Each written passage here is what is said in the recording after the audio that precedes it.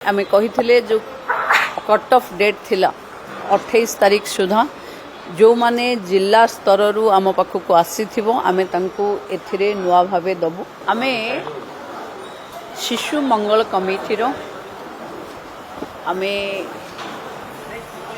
आज द्वितीय फेज रो ट्रेनिंग आरंभ होईची। आम निजर SIWC रो ट्रेनिंग सेंटर रे आरंभ होईची। जो मानकू स्टैट्यूटरी बॉडी हिसाब रे सिलेक्शन करागला, जो मानकर दायित्व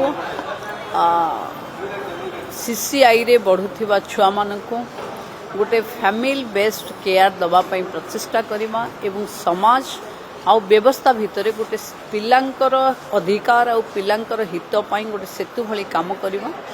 आज से मान को 5 दिन रो ट्रेनिंग दिया जिवो। मो भाबुची विभाग रो जेमती आमे एथरक कैबिनेट रे जशोदा आउ आशीर्वाद योजना को 5 वर्ष पई बढ़ेइछु, तार काम को देखिबार दायित्व ए शिशु मंगल कमिटी रो अध्यक्षा मेंबर मानकर हबो।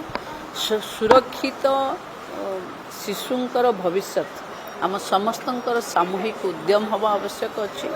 आज जो माने ट्रेनिंग नौचंती ए माने फील्ड को गला परे निजे केवल फाइल रे नुहे निज रेस्पॉन्सिबिलिटी सहित अकाउंटेबिलिटी सहित पिला मानक भविष्य को निष्पत्ति नेबे बोली मोर अपेक्षा।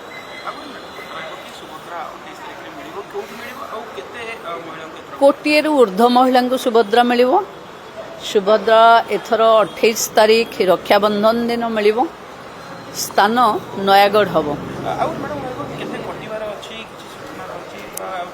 एपर्यंत सुधा जो माने आमे कही जो कट ऑफ डेट थिला 28 तारीख सुधा जो माने जिला स्तर रु आम पाखक आसी आमे तांको एथिरे नुआ भावे दबु।